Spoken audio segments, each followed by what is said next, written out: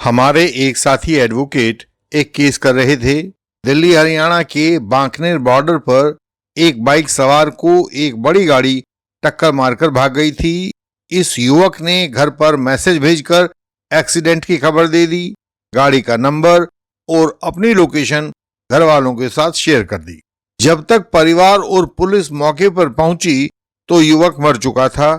गाड़ी के मालिक के खिलाफ 106 BNS जो पुराना 304 AIPC होता है उसमें FIR दर्ज करके इन्वेस्टिगेशन किया गया, चार्जशीट फाइल कर दी गई। चार्ज के टाइम पर बहस चल रही थी कि क्या मृतक युवक के मैसेज को डाइंग डिक्लेरेशन माना जाए या नहीं माना जाए। जब साथी ने हमसे पूछा तो हमने कहा कि इसमें वास्तविक बहस डिस्चार्ज पर होनी चाहिए, डाइंग डिक्लेरेशन के निर्धारण पर नहीं।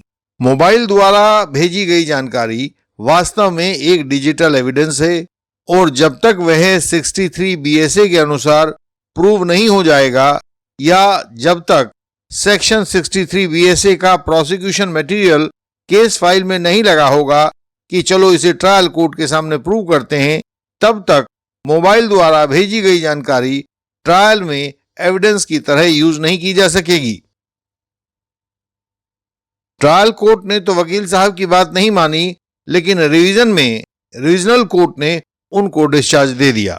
इसी तरह आज ट्रायल कोर्ट का कोई भी मुकदमा ऐसा नहीं है, नया हो या पुराना हो, जिसमें कोई ना कोई पक्ष डिजिटल एविडेंस पर टिका हुआ ना हो। यह digital evidence mobile call, message, video message, audio recording, CDR, CCTV footage, किसी सर्वर का डेटा, कुछ भी हो सकता है। एक हमारा ही केस था जिसमें हॉस्पिटल का मैनेजमेंट मरीज के मरने पर उसके देर से हॉस्पिटल आने की बात कर रहा था। हमें अस्पताल द्वारा दिए गए कागजात में एक बहुत शुरू की ECG मिल गई। हमने कोर्ट में आर्ग्यू किया कि यह देखिए, यह मरीज द्वारा सही टाइम पर अस्पताल पहुंचने का सबूत है। तो यहाँ पर PP ने विरोध किया कि प्रूफ से पहले ECG को सबूत नहीं माना जा सकता क्योंकि यह डिजिटल एविडेंस है। तो इसके जवाब में हमने आर्ग्यू किया कि 53 BSA में एडमिशन को प्रूव किया जाना जरूरी नहीं होता। यदि कोई चीज विरोधी पक्ष ने मान ली हो तो उसको हम क्या प्रूव करेंगे। इस आर्ग्यूमेंट से पूरा सीन बदल गया। मरीज के सही समय पर अस्पताल में मौजूद होने की बात को माना गया और उसे अस्पताल से मुआवजा भी मिला। ये दो उदाहरण यह दिखाने के लिए हैं कि यदि आप नए कानून BSA में दिए गए डिजिटल एविडेंस के प्रावधानों को अधिकार के साथ प्रयोग करते हैं तो आप किसी भी ट्रायल का निर्णय बदल सकते हैं। इसके लिए आपको डिजिटल एविडेंस का कानून और उसकी लीगल काट दोनों पक्के तौर पर आने चाहिए। आज हम आपको यही बताने वाले हैं कि प्रोसिक्यूशन ने चाहे उस केस में डिजिटल एविडेंस की मौजूदगी मानी हो या ना मानी हो, उससे फर्क नहीं पड़ता।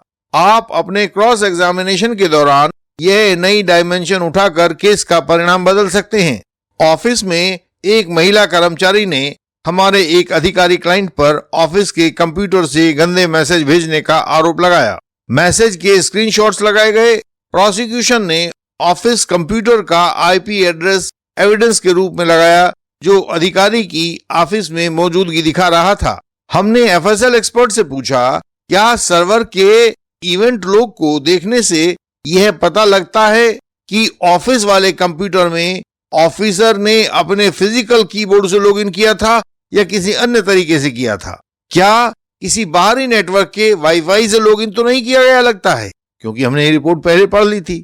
एक्सपर्ट ने कहा कि बाहर के वाईफाई से रिमोट लॉगिन किया गया था, यानी कि ऑफिस के आस पड़ोस में किसी के वाईफाई से कनेक्टेड मोबाइल के द्वारा उस कंप्यूटर को जो ऑफिस में लगा हुआ था एक्सेस किया गया और वहां से उसे वे मैसेज भेजे गए महिला को, जो ऐसा लगता था कि ऑफिसर ने अपने कंप्यूटर से भेजे हैं। सच सामने आते ही सारा आरोप चकनाचूर हो गया। तो आजकल किसी भी केस में इस डिजिटल एविडेंस वाले पक्ष को उठाकर आप एक लाभ पा सकते हैं। अब हम आपको एक दहेज मृत्यु का केस दिखाते हैं। आरोप था कि ससुराल वालों ने पैसे के लिए लड़की को परेशान किया, फिर संदेहास्पद परिस्थितियों में लड़की मरी हुई मिली। प्रोसिक्यूशन के पास एक मोबाइल रिकॉर्डिंग थी जो मृत्यु से पहली रात को मृतका और उसके भाई के बीच में हुई बातचीत की बताई जाती थी। पता नहीं कौन जज किस एविडेंस को कितना बड़ा भाव दे दें, कुछ कहा नहीं जा सकता। ट्रायल कोर्ट उस मोबाइल मैसेज को डाइंग डिक्लेरेशन जैसा ओहदा देने के लिए तैयार बैठा था। हमने पहले कंप्लेनेंट और एफएसएल एक्सपर्ट को घेरा था और अब आईओ को घेर रहे थे। हमने पूछा, क्या भाई का मोबाइल जब्त किया गया था या चैट को पेन ड्राइव में दिया गया था? उसने कहा कि पेन ड्राइव में हमको मिली थी। मोबाइल से पेन ड्राइव में आते हुए उसकी हैश वैल्यू को क्या पुलिस प्रोसिक्यूशन ने चेक किया था? उसने बताया, आईओ ने, कि एफएसएल ने हैश वैल्यू निकाली थी। हमने कहा कि सोर्स से बाहर आते हुए, मोबाइल से बाहर आते हुए चैट की हैश वैल्यू निकाली नहीं गई। मेरा कहना है कि एफएसएल के पास हैश वैल्यू बदलकर दूषित चैट भेजी गई थी, क्योंकि 63 बीएसए कहता है जैसे ही सोर्स से कोई डिजिटल एविडेंस जनरेट हो वहीं पर उसकी हैश वैल्यू कैलकुलेट की जाए। लेकिन यदि 5-10 दिन के बाद उस एविडेंस की हैश वैल्यू एफएसएल में निकाली जाती है तो पता नहीं मोबाइल से निकलने और एफएसएल तक जाने के बीच में उस चैट के साथ क्या हुआ था। हमारा आर्गुमेंट था कि शुरुआती हैश वैल्यू के अभाव में कोई कभी भी यह जान ही नहीं पाएगा कि ओरिजिनल चैट की सच्चाई क्या थी। और भी क्रॉस था, लेकिन हमने चैट को पूरा तोड़ दिया था। एक्सीडेंट का एक बेहद साधारण मामला था। रात 10 बजे एक ऑटो ने पीछे से बाइक को टक्कर मारी और भाग गया। बाइक वाले युवक को चोटें आई, लेकिन उसने ऑटो का नंबर नोट कर लिया और पुलिस ने उसके बयान पर ऑटो वाले को गिरफ्तार करके चार्जशीट फाइल कर दी। सब कुछ इंसानी बयानों पर टिका हुआ था। पुलिस ने किसी डिजिटल एविडेंस का जिक्र नहीं किया था।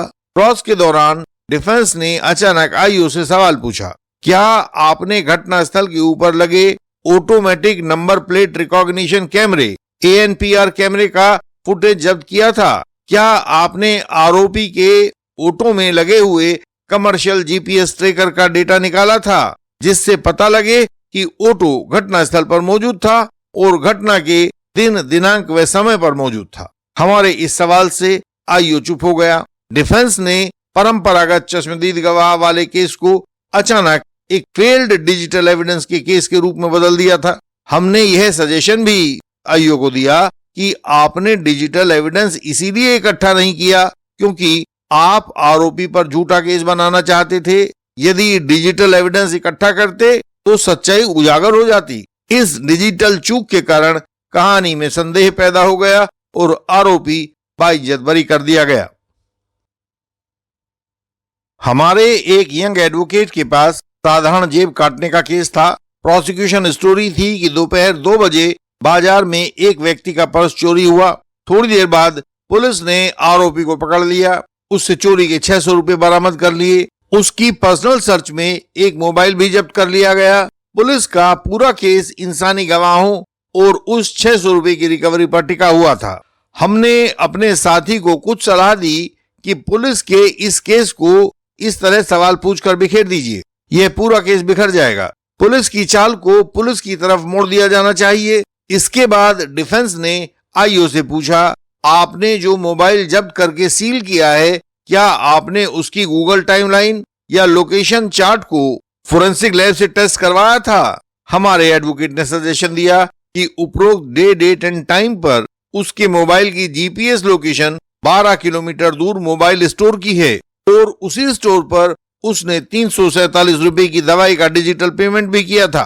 इस अप्रत्याशित प्रश्न से आईओ भौचक्का रह गया। कोई जवाब नहीं बन पाया।